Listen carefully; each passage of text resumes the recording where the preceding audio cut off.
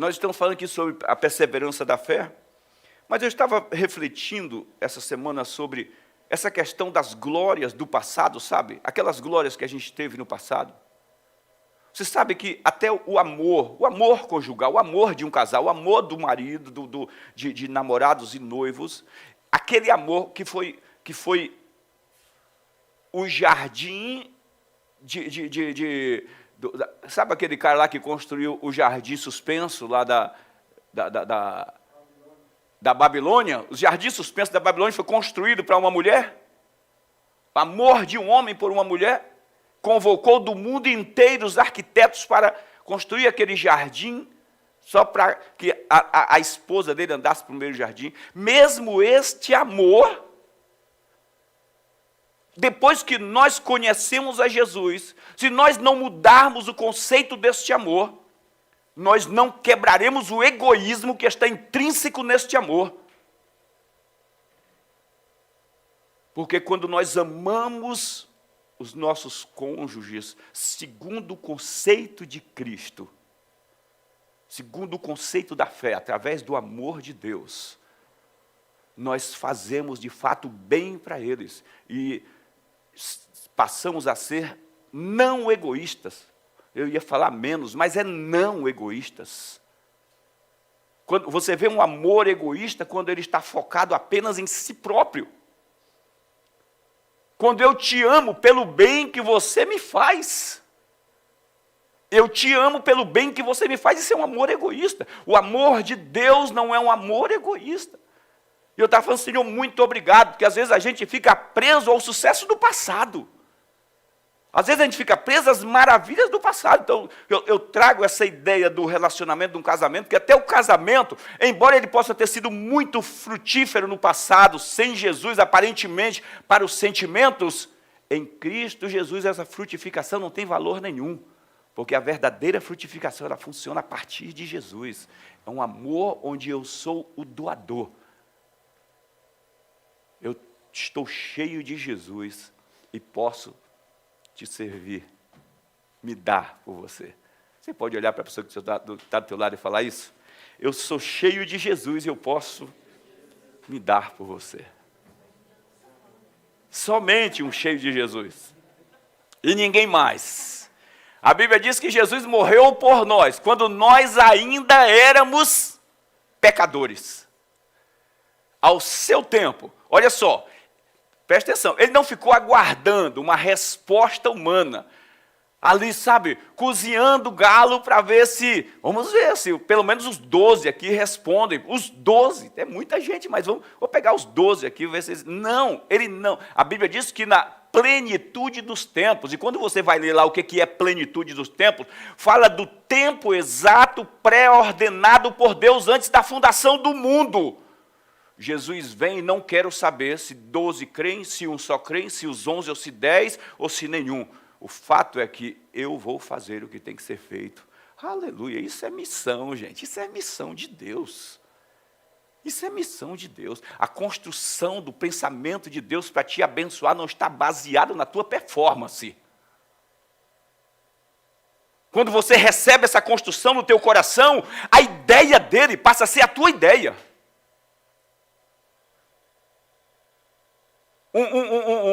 Um mestre de obra pega um desenho arquiteto do engenheiro, o engenheiro arquiteto entrega na mão dele, cara, é isso aqui que eu quero que você desenvolva.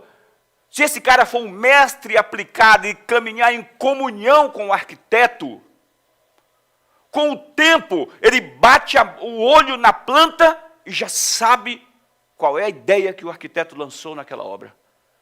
E ele passa a caminhar quase que sem olhar para a planta. Quase que sem, pela sensibilidade. Começa a discernir terrenos. Em terreno arenoso, ele usa mais essa profundidade. Em terreno rochoso, em terreno mais seco, ele usa essa profundidade. Em lugares mais ao norte, em lugares mais ao sul, ele usa essa profundidade. O relacionamento com Deus produz isso. Ele tem um plano perfeito, ele tem um plano perfeito. Ele não convocou vocês para participar do plano dele, não convocou para participar, para planejar com ele. Ele planejou, segundo o conselho dele. A palavra beneplácito é segundo o conselho pessoal dele. Ele decide, Pai, Filho e Espírito Santo decide te salvar. E o que você tem que fazer é dizer, eu sou salvo, eu recebo essa salvação, eu vou viver plenamente essa salvação, eu vou desfrutar dessa salvação, eu vou deixar essa salvação passar por mim como um rio transbordante que vai alcançar outras pessoas. Eu digo para você, do teu ventre, recebe Jesus, abre o teu coração, levanta a tua mão aí, permita do teu ventre fluindo rios de águas vivas e alcançando as pessoas em volta de você. Eu profetizo em nome de Jesus em tua vida, pessoas sendo alcançadas pela verdadeira paz, pela prosperidade, pela alegria de Jesus, pela salvação promovida naquela cruz, pelo poder do sangue de Cristo através da tua vida, como uma fonte que cura. São as águas que saem de tua vida, através da tua vida, para salvar outras pessoas, em nome de Jesus. Em nome de Jesus. Manhã de bênção, manhã profética. A perseverança da fé. Vamos lá. Peguei esse ponto aqui, o viver pela graça, né? Pegando aqui um verso para a gente chavear isso aí. 2 Pedro 3,18 diz assim, cresçam, porém, na graça e no conhecimento de nosso Senhor e Salvador Jesus Cristo. E ele completa o verso dizendo, a ele, a esse Jesus, seja a glória, agora e para sempre, para todos sempre. Amém. Presta atenção o convite, cresçam, porém, na graça e no conhecimento. Quais são alguns dos maiores inimigos da fé, de uma caminhada de fé? O primeiro dele é a ignorância, a falta de conhecimento. A falta de conhecimento é um dos maiores inimigos da crença, do relacionamento com Deus. Ele diz lá em Oséias, o meu povo está sendo destruído por falta de conhecimento. Ele diz lá em Isaías 5, ele diz, o meu povo está sendo levado cativo por falta de conhecimento. Oséias repete isso por 4 vezes, a mesma uma expressão semelhante. Porque faltou conhecimento, houve destruição. Um dos inimigos. Segundo inimigo, a incredulidade. É um inimigo gigante sobre os cristãos. Outro inimigo, o medo. É um inimigo forte contra a crença. Porque a crença é ousada, desafiadora. A Bíblia, Paulo fala a Timóteo, não se acovarde, porque Deus não te deu um espírito de medo. Ele colocou dentro de você um espírito de poder, dunamis, um espírito de amor, ágape, e um espírito de equidade, domínio, equilíbrio. Você toma o bicho pelas rédeas, segura no nariz dele, era assim que a gente fazia no Nordeste, na Bahia. Boi ficava bravo, pegava na venta do bicho, travava lá, ó. Fica aqui. Domínio. Domine os seus sentimentos. Oh, Henrique. Domine os seus sentimentos. Domine as suas emoções. E diz para o inferno, pode retirar-se. Religiosidade. Outro inimigo do inferno. Que se opõe à crença pura e genuína. Porque a religiosidade tende a construir uma justificação própria, uma justiça própria, uma autojustificação pela sua própria força.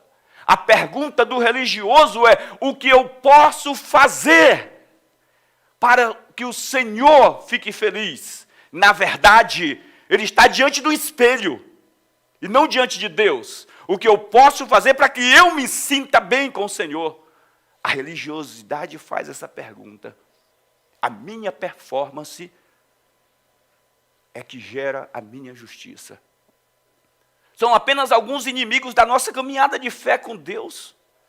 Nós temos vários inimigos que vão combater e vão trabalhar contra o desenvolvimento e o desenrolar das verdades que Deus propõe em Cristo para nós. Nós falamos aqui bastante sobre a graça ela se manifestou, a palavra é muito legal lá, que nós passamos pelas casas aí, fazendo nossos cultos nos lares, e a gente faz isso aí, né, nos lares aí, alguns encontros, e lá no Helena, aqui na Casa Verde, na casa da Dani, e nós passamos falando a respeito disso, a graça se manifestou, ganhou corpo, é uma pessoa, graças a Jesus, ganhou corpo, a palavra manifestou é teofaneia, que é a aparição, a manifestação visível de alguém, de uma pessoa, de um ser.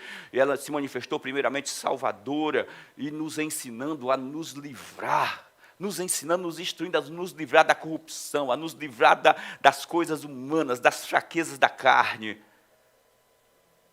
E aí Paulo diz assim, Pedro diz, gente, cresçam na graça e no conhecimento de nosso Senhor Jesus Cristo. Dentre as oposições que enfrentamos na perseverança da fé, a falta do conhecimento tem sido a mais poderosa oposição atuante na vida dos cristãos. Eu vou completar essa frase dizendo, nos dias de hoje. Nos dias de hoje. Hoje, com tanta informação, hoje com tantas milhões de Bíblias traduzidas para todo tipo de idioma, daqui a pouco vai sair uma Bíblia para o idioma nordestino. Exclusivo.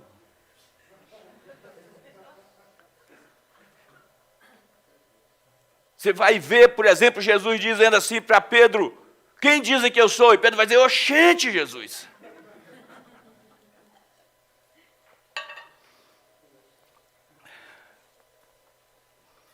Vai sair. Com tantas Bíblias impressas no planeta, nós ainda encontramos cristãos sendo dirigidos somente por cabeça de homens. Colocando homens como deuses em tronos. No trono de Deus, no seu coração, tem um homem, só que humano, natural, e não o homem Jesus. No trono do seu coração.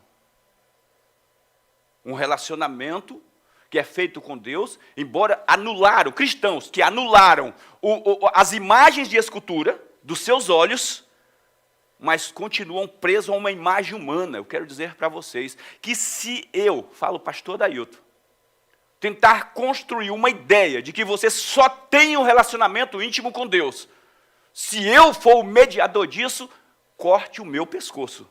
Porque eu prefiro ir para o céu sem cabeça do que ficar aqui atrapalhando o teu relacionamento com quem morreu por você. Homens, as pessoas tiraram a imagem de escultura e colocaram homens. Não estou falando de não honrar homens de Deus. Mas a honra a homens de Deus é pedida com a mesma honra que se dá ao meu próximo, ao meu irmão. Honrai a todos. Então, a falta de conhecimento tem sido um dos maiores inimigos do relacionamento com Deus, da manifestação, da expansão, expandir essa cachoeira de graça que nos foi atribuídas por Deus. As pessoas, por não conhecerem, elas tentam construir em si mesmas uma justificação, uma justiça própria, pelas quais elas tentam agradar a Deus pelo que elas fazem. Compreenda isso. Se nós fôssemos o arquiteto, não precisaríamos dele. Pela ignorância vem o excesso de trabalho. Pega essas frases aí que é boa para o teu coração. Pelo conhecimento, há descanso. Quando pela ignorância vem o excesso de trabalho, mas com conhecimento existe descanso. Todas as forças que nós fizemos, os esforços que nós fizemos para mudarmos a nós mesmos, eu sei que, eu sempre falo isso aqui, pode ser até meio clichê você falar, o pastor sempre fala isso, né? Já estou cansado de ouvir isso, e enquanto você não captar isso, não permitir que isso aconteça no teu coração, quantas vezes você tentou ou tem aí coisas em tua vida, e na minha, que nós tentamos mudar com o nosso braço, com a nossa força, e nunca mudamos. Nós volta e meia nos pegamos cometendo o mesmo erro, porque você não é capaz de mudar a você mesmo. Não é capaz. Nem mudar a você, nem mudar a pessoa que está perto de você. Pode lutar aí, querer mudar.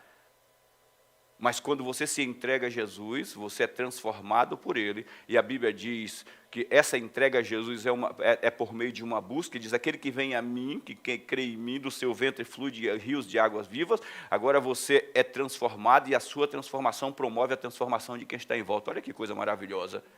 A minha entrega simboliza a minha morte para o eu. Quando eu morro, eu me torno uma semente que germina e produz e cresce, e vem um tronco, e vem um caule, e vem galhos e folhas e flores e frutos que vai transformar quem está em volta. Aquilo que me alimentou, que me levou a uma transformação. Agora, essa vida que procede de mim, como fruto da semente que morreu, vai alimentar outras pessoas e elas são transformadas por meio da minha vida de transformação. Essa é mais difícil, porque as pessoas querem transformar outras pessoas com força, com expressões, jogando na cara e falando, e brigando e discutindo, enquanto Jesus diz, transforme outras pessoas por meio da sua morte. Seja a semente que morreu, que produziu fruto, e o fruto desta semente produz frutos em outras pessoas. A graça é uma cachoeira transbordante que vai aumentando conforme a proporção do nosso conhecimento de Deus e de Jesus.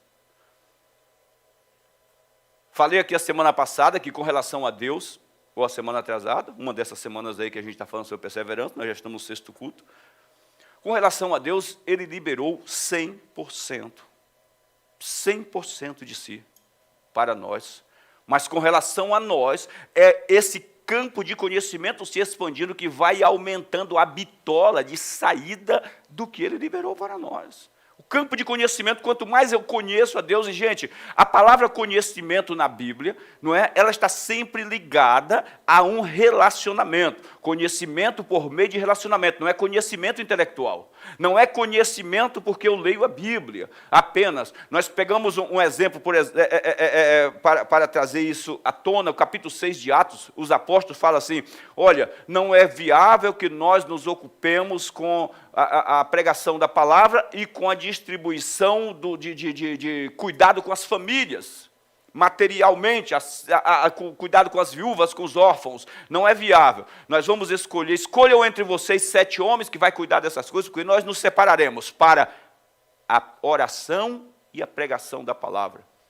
Não é só questão do intelecto, para a oração, para que as verdades que nós liberamos para vocês sejam as verdades que transformam a gente também. Um relacionamento, conhecimento por meio de um relacionamento, que é a palavra gnoses, que você vai ouvir lá sobre conhecimento. Então, essa questão do conhecimento de Deus e de Jesus vai aumentando a bitola dessa manifestação da graça. O que você precisa, Deus já te deu pela graça. O que você precisa, tudo, a Bíblia diz, tudo que diz respeito à vida e à piedade já nos foi dado gratuitamente por Deus. Mas eu ainda passo provações e privações por falta desse relacionamento que libera esse transbordar dele. João 16 e 17 diz assim, todos nós recebemos da abundância dos seus bens. Olha ali, olha. Ou uma outra tradução, eu peguei essa tradução aqui, da transformadora, mas uma outra tradução diz, a sua plenitude. E a sua graça contínua, que é graça sobre graça. Moisés deu-nos a lei, mas a graça, Jesus Cristo trouxe-nos a graça e a verdade. A graça se manifesta na pessoa de Jesus. A graça é a disposição do próprio Deus, eu peguei uma definição aqui, simplifiquei uma definição, do próprio Deus a nosso favor, única e exclusivamente por causa da sua bondade, única e exclusivamente por causa da bondade de Deus. Pastor, porque eu sou abençoado? Porque Deus é bom. Você só tem que crer. Nós passamos um risco muito grande com a questão do excesso de conhecimento intelectual. O que é que o conhecimento intelectual faz? Constrói cordas. Cordas bem fininhas, daquelas cordas que o bombeiro usa, só que a fininha. Quanto mais eu me envolvo com o intelectual, em conhecimento intelectual, mais eu me envolvo comigo mesmo, procurando a ponta da corda. Por isso que a construção tem que ser equilibrada. Relacionamento com a palavra e com o Espírito. Para que eu não construa cordas, construa pontes. Aquele tempo das pontes antigas com cordinha não existe mais.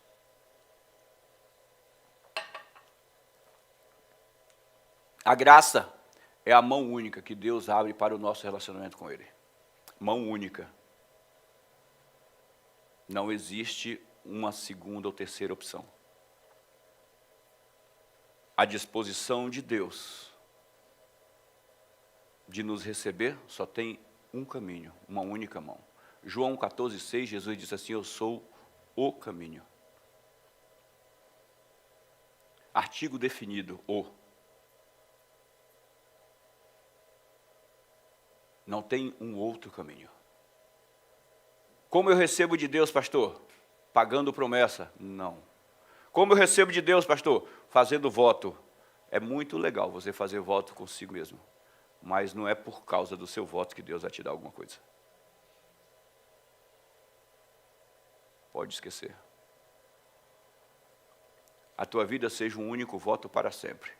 Eu votei que entrego a minha vida a Jesus e elegi Ele como presidente e senhor da minha vida e nunca mais voltarei atrás. E vou seguir dessa forma. Crescer na graça envolve chegar a um maior entendimento sobre a santidade de Deus, sua justiça e soberania. Quando a gente compreende, pastor, eu quero crescer na graça, como é que eu faço? Estude, leia sobre Deus. Leia sobre quem Ele é. Para você entender a soberania de Deus e não tentar oferecer a Deus alguma coisa que recompense, que não seja gratidão, louvor e adoração. A Bíblia diz que nós devemos crescer em ações de graça, gratidão, louvor e adoração por tudo que Ele fez. Quando eu contemplo, Paulo escreve aos Coríntios, ele diz assim que nós somos transformados contemplando, como que por um espelho. Somos transformados na mesma imagem de Cristo. Quando eu contemplo Jesus, quando eu permito que essas verdades me confrontem, eu absorvo elas em meu coração, porque é muito difícil, quando você comete um erro, é muito difícil a tua mente ser desligada, porque ela vai matematizar e vai criar todo um processo de consequências desse erro, porque nós somos seres inteligentes, eu posso dizer graças a Deus por isso. Nós somos seres racionais e inteligentes na sua grande maioria, não é? Então a nossa mente tem essa capacidade de desenrolar toda uma consequência de erro. Por outro lado, embora isso seja ruim no sentido da crença, por outro lado é bom no sentido da autoavaliação, para que eu saiba que sem Jesus as minhas escolhas individuais e pessoais, elas me levarão sempre para baixo. Sempre. A tecnologia para glorificar o homem e para facilitar a vida do homem arrasta sempre para baixo. Sempre. Nós temos algo maravilhoso. Hoje todo mundo tem smartphone, celular e um monte de coisa. Aí não sabemos muito bem o que fazer com as baterias dos celulares.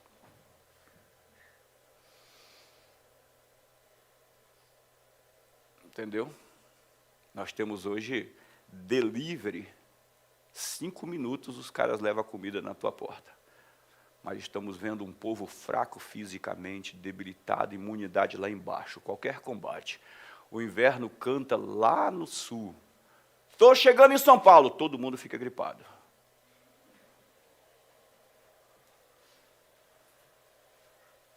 O Mac, o Burger Rei,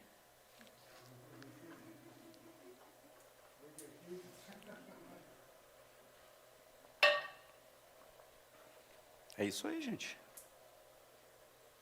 O que aparentemente parece legal, parece bom, rápido, excelente, não tem uma visão futura de paz e prosperidade. Salmo 92, verso 12 e 13, diz assim: aqueles que estão plantados na casa do Senhor, até na velhice darão frutos. Ou seja, fala de um fim abençoado. Um fim maravilhoso. Pensa aí, Vlad. Aleluia!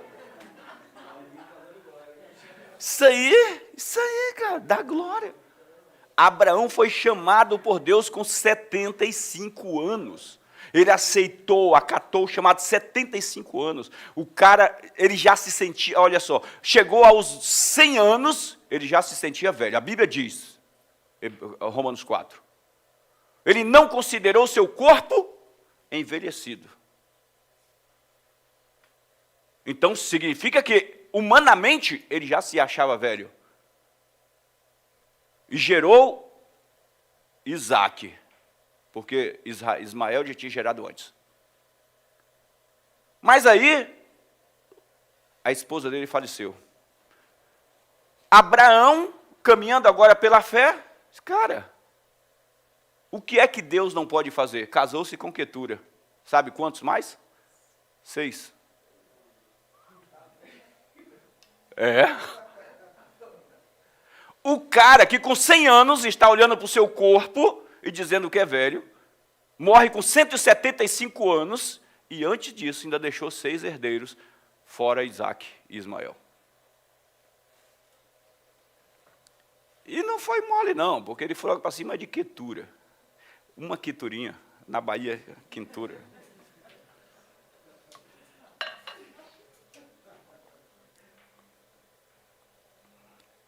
Nós vivemos por muito tempo, fomos no sentido passado, né, amaldiçoados com várias ideias diabólicas. Síndrome da velhice. Chegou aos 50 anos, vai acontecer isso, vai acontecer aquilo outro. Está amarrado. Chegou aos 60, passou dos 60, vai acontecer aquilo outro. Eu vejo, glorifica a Deus pela vida do Marcos, que... Tá uma veiarada do nada aqui, né? Você fala de velho, vem um aleluia! Meu Deus!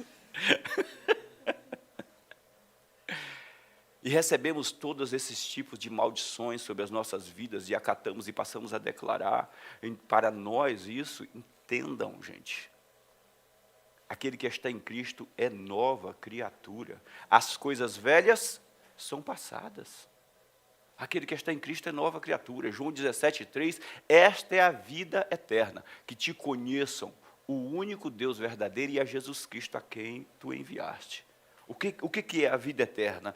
Quem é a vida eterna? É esta, conhecimento de Deus e de Jesus.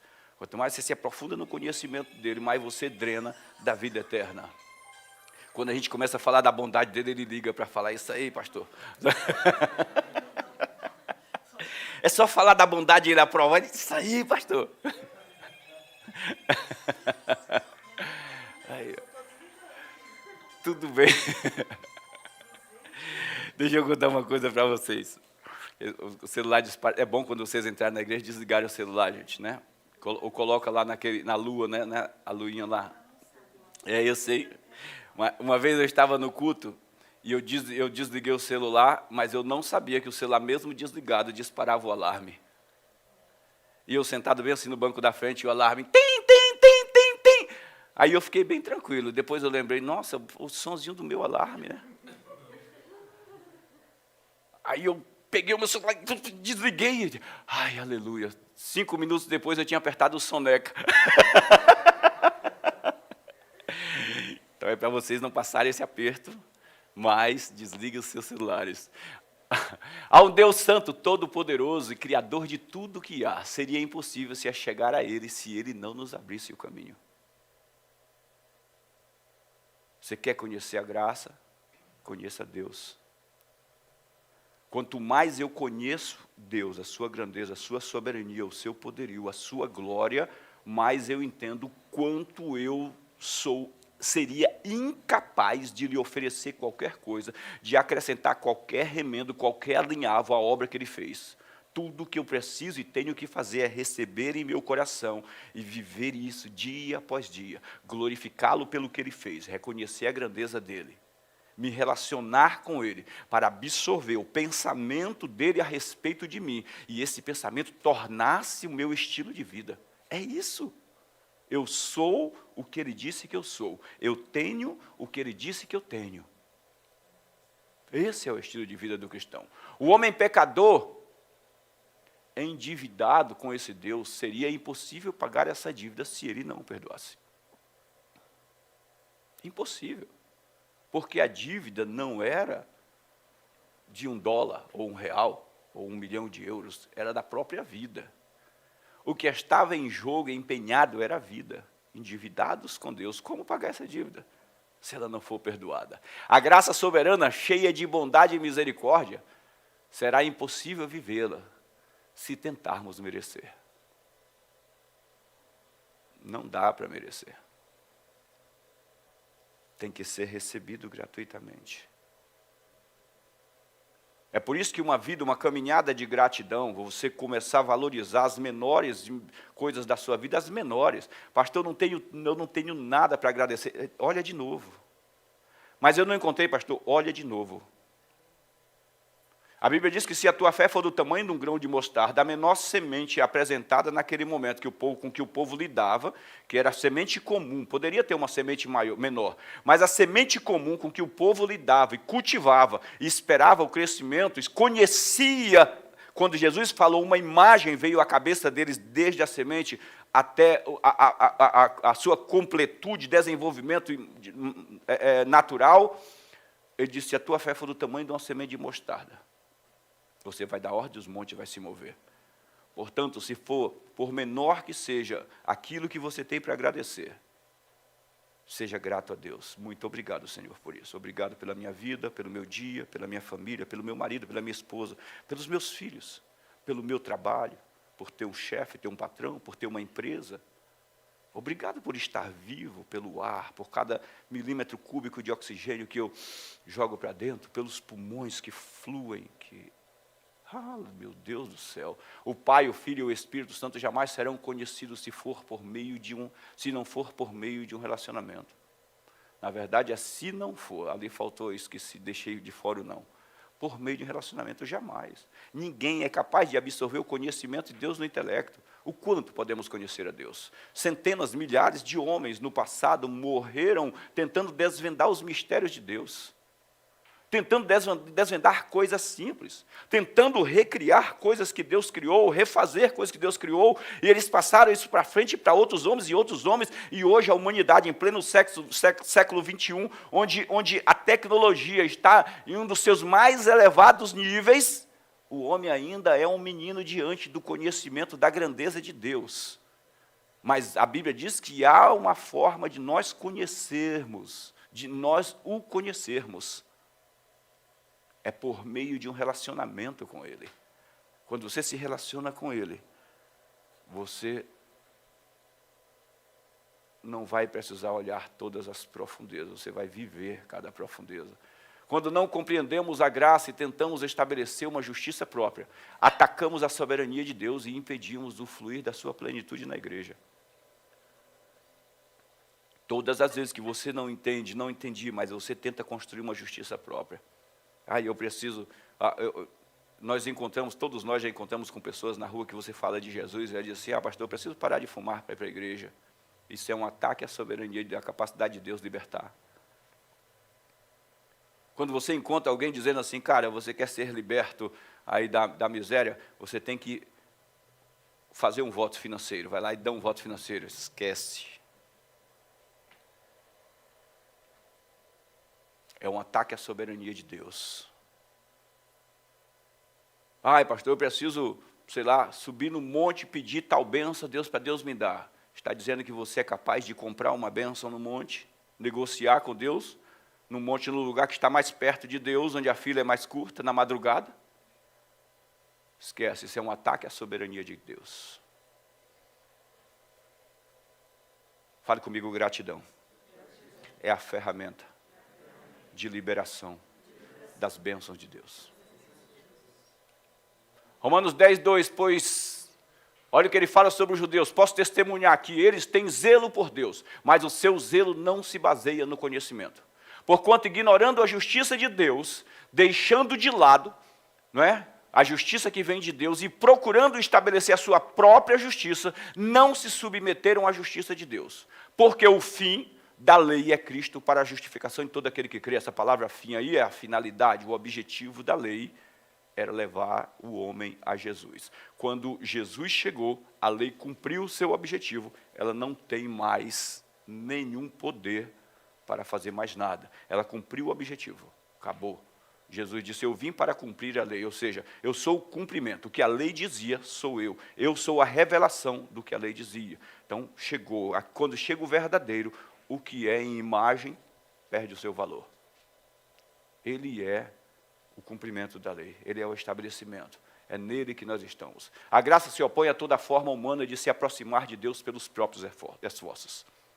A Bíblia diz assim, porque Deus resiste aos soberbos. A palavra resistir é, põe a mão no peito do homem que por meio do seu sistema religioso, quer seja por meio de vestes, ou por meio, sei lá, de formas de orações, por meio de formas de petições, por meio de formas de sacrifícios, queira agradar a Deus. Ele põe a mão no peito, não, eu não quero, não vem para cá.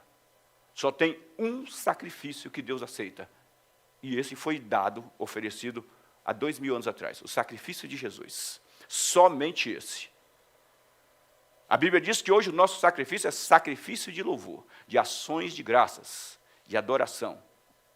Agora eu luto contra o meu sistema humano natural, que ainda tem algum governo, algum poder sobre mim, de alguma forma, tem alguma influência sobre mim. Eu luto contra ele, porque o desejo dele é ofertar sacrifício. Porque o mundo é construído, esse sistema é construído sobre a plataforma de ofertas e paganismo. Eu preciso fazer alguma coisa para merecer. A ponto de as pessoas, um número enorme de pessoas não gostarem de receber presentes, ou não se sentirem bem com presentes.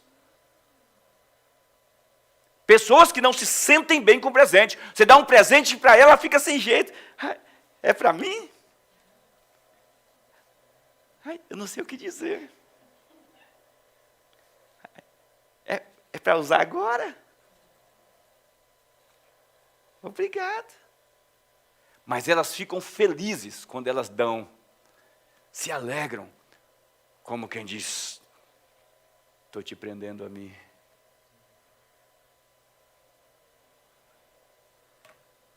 Sabe qual é a glória? Deve haver uma festa gigantesca no céu, quando alguém levanta os braços e diz, Jesus, muito obrigado pelo que o Senhor fez por mim. Eu recebo a graça em toda a sua plenitude. Eu recebo a libertação, eu recebo a cura, eu recebo a paz, eu recebo o teu governo, eu recebo o teu senhorio, eu recebo e eu recebo. E agora eu te sou grato, através da minha adoração. A gente comentou essa semana aí, esses dias, a gente estava falando sobre essa questão de dízimo, de oferta, né? A gente falou um pouco sobre um sistema que foi desenvolvido e que as pessoas trocando, né? Usando sempre aquele texto de Malaquias, com maldição sois amaldiçoados, vós todos, porque vocês me roubaram, não trago o dízimo, e não traz o dízimo. E isso foi o que ficou. As pessoas anularam a ideia de Abraão lá atrás, de dízimo por gratidão, oferta, ou seja lá o que for, por gratidão, mas não é apenas trazer um recurso, entregar um recurso na igreja, é tudo por gratidão, é abençoar pessoas por gratidão, é eu poder abençoar o Guilherme por ser grato a Deus. O Senhor me abençoou, cara, eu quero ser uma bênção na tua vida. O Senhor me abençoou, eu quero ser uma bênção nessa igreja. O Senhor me alcançou com graça, e eu quero que essa graça chegue até outras pessoas, e eu sei que nesse mundo físico, dinheiro é a economia que gira, que faz as coisas acontecerem. Portanto, eu quero que outras pessoas sejam alcançadas. É gratidão a Deus. Porque a Bíblia diz que Abraão voltou da batalha. Ele não estava indo para a batalha, entregou o dízimo e disse, eu vou dar o dízimo aqui, porque eu não sei qual a força do inimigo, vou dar logo o dízimo, né? Vou precaver. Seja grato. É impossível amar sem dar. Se você ama a Deus, sua mão jamais estará fechada para a generosidade. Entenda isso. É impossível amar sem dar. Quando você vê um marido ou uma esposa que não presenteia um ao outro, tem que dar uma repensadinha. Porque quando a gente ama, a gente quer dar. Primeiro a gente se dá. Porque quando a gente ama, a gente quer estar servindo. O tempo inteiro servindo. E depois a gente dá o que tem nas mãos.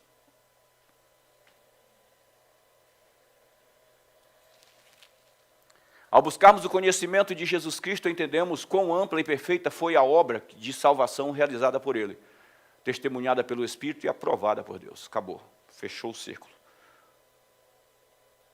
A nossa vida é de recepção. A parte que cabe ao que crê, é somente crer, nada mais. Nada mais. Essa questão, quando a gente vai crescendo, às vezes você vai conhecendo demais a Deus, é um perigo danado, porque às vezes as pessoas dizem assim, pastor, eu saí de dentro do sistema religioso, eu não sou mais um religioso. Não é? Eu agora adquiri conhecimento de Deus, estou liberto da religiosidade, mas aí ele se torna um religioso com relação ao conhecimento. Porque agora ele é bom e os demais são ruins. Quem sabe menos, chora mais. Isso acontece dentro da igreja. O verdadeiro conhecimento de Deus, baseado no relacionamento, não nos afasta das pessoas, nos aproxima.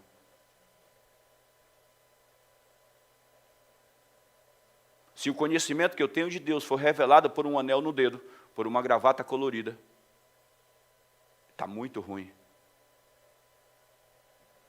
O conhecimento que nós temos de Deus real é revelado por um coração doador, aberto, entregue, rendido, que serve. O Everton está falando ali que 5 minutos, ó, querendo que eu pare. Vocês veem como as coisas aqui são.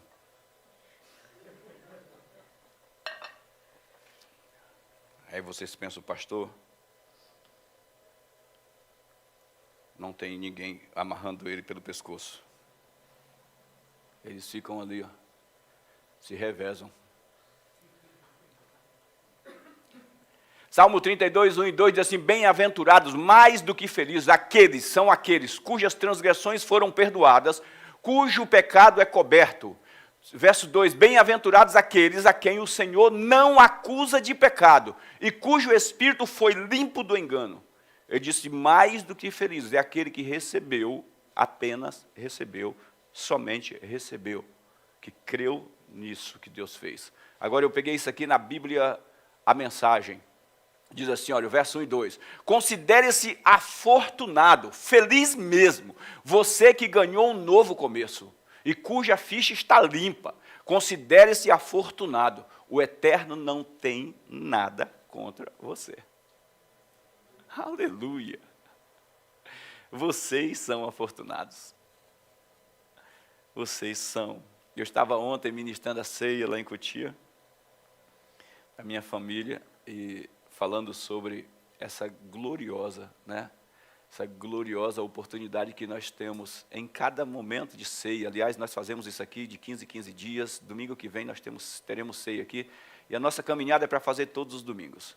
Quando começar a acontecer a voluntariedade, os voluntários que se proporão a fazer, porque a gente faz a descartável, traz aquela descartávelzinha, não é? Nós futuramente faremos todas as reuniões de domingo aqui, nós faremos ceias. Não é? Ele estava falando sobre a ceia, porque eles estavam perguntando, pastor, eu posso participar da ceia, já que eu tenho uns dias que eu não vou na igreja?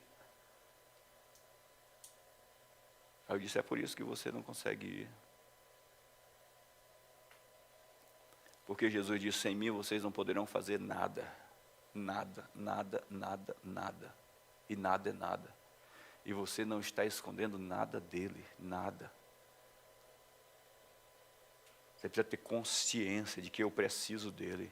Consciência de que sem ele eu não sou nada. Sem ele eu sou exatamente aquilo que está mencionado em Apocalipse. Sou pobre, cego e nu. Sem ele, eu ouvi um irmão orando no monte, que eu até saí de perto dele. Senhor, eu sou um miserável, eu sou pó. Eu disse, meu Deus, eu vou sair daqui de perto. Vou sair porque, fiquei até com medo. Naquela gameleira, aquela árvore que tem umas raízes altas, eu disse, estou com medo dessa gameleira se mexer, uma raiz dessa levantar e... Sai daqui das minhas raízes, me solta. E ele gritava, não, está desesperado mesmo, né? Realmente desesperado. A vinda da graça não teve a ver com quem merecia ou não merecia, mas viver na graça tem a ver com quem crê ou não crê. Deus não manifesta a graça por causa do nosso merecimento, mas viver a graça sim, porque é o meu posicionamento de fé, eu recebo o que ele fez e eu vivo de forma abundante. 2 Coríntios 6:1 diz assim, como cooperadores de Deus insistimos com vocês, para não receberem a graça como algo sem valor, em vão, como algo vazio. Olha o que Paulo diz, nós insistimos, gente, não há transformação se não recebermos isso. Não há transformação. Não é? A gente fala aqui de coisas simples, gente, que às vezes a gente, de tanto falar, fica tão simples para a gente que a gente fica preocupado, será que nós estamos falando demais isso? Mas essa questão da contemplação do certo, a contemplação, eu comentei na quinta-feira no nosso culto, né, que não, foi na terça, no culto de terça, que o meu pai, eu sou o irmão dos homens, o irmão mais velho, e então eu cresci andando muito com meu pai, ia para todo lugar, lá na Bahia a gente ia para a roça, ia para as festas, ia para os forrós, ia para a feira, ia tudo quanto é lugar. E meu pai sempre usou roupa social. Eu não gostava de calça jeans. A minha primeira calça jeans eu comprei com 17 anos de idade. Eu não gostava. Você queria ver uma coisa, queria ver o chateado, era tentar me dar uma calça jeans. Então eu usava calça social, sapato social, camisa social, sempre. Para cima e para baixo. Aquele menininho crescendo. E aí a luta agora, graças a Deus, na época que eu estudava, a roupa da escola era aquela calça de... parecia sarja, não sei, mas era mais fina, sabe? Com a boca grande assim. Boca de sino. E eu ficava feliz quando era o quichute, que parecia mais uma chuteira de futebol, do que o conga, que parecia mais um tênis, porque eu gostava de sapato social. Aí, com 17 anos, eu comprei a calça jeans mais feia que esse mundo pode ter. Não dá para descrever aquela calça. Mas fui tão zoado na rua com aquela calça. Aí, pronto, a raiva ficou. Não é? É verdade. Eu vim para São Paulo com 19 anos de idade. Eu trouxe para cá 4 camisas social, camisa de manga curta, que eram social. 2 camisetas somente. Um sapato, uma bota, daquela bota de vaqueiro. E um sapato social, era o que eu tinha, era a coisa que eu usava. E meia social, tudo. Por causa da convivência, do relacionamento com meu pai. Meus irmãos usaram jeans, não era porque meu pai não queria, eles usaram jeans, eles usavam outras coisas, bermudinha. Minhas bermudas. Cheguei aqui em São Paulo, fui lá, comprei aquelas bermudas social. Para usar como social.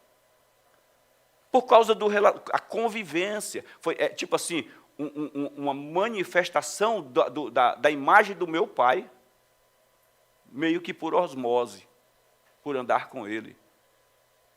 Se você anda com Jesus, se você desenvolve um relacionamento com ele, com a sua palavra, é natural a tua transformação na mesma imagem dele.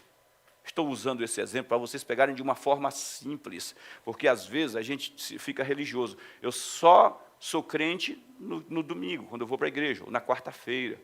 Não, gente, vocês são dele, filhos dele, andem com seu pai todos os dias. Andem com seu pai, o pai de vocês todos os dias. Vamos para o encerramento aí. Às vezes tentamos justificar as nossas fraquezas ou os nossos fracassos com desculpas de um passado sofrido ou um presente sem oportunidades. Às vezes nós nos agarramos a isso. Ah, meu passado sofrido, presta atenção, ninguém me dá oportunidade. Ah, o meu passado é que, pastor, o senhor não conhece o que eu fui no passado, meus pais, minha mãe tentou me abortar, e meu pai não me queria, meu pai deixou minha mãe me criou sozinho, então eu não tive um pai na minha vida, eu não tive uma mãe na minha vida, eu não tive um irmão na minha vida. É por isso que Deus não considerou a tua vida passada, Ele te deu uma nova vida. Diga graças a Deus por isso. Ele te deu uma nova vida para não ter nenhuma bengala nela. Sem bengalas. Ele te deu uma nova vida. Para que você tenha a mesma oportunidade que todos os outros tiveram. É nova vida, gente. Estou escrevendo uma mensagem sobre prosperidade Mais para frente a gente vai falar sobre ela aqui, né? Falando sobre essa questão das oportunidades que as pessoas têm, e alguns dizem que tem, outros dizem que não tem. Ao invés disso, deveríamos simplesmente permitir que a graça de Deus transborde com perdão, correção e renovo.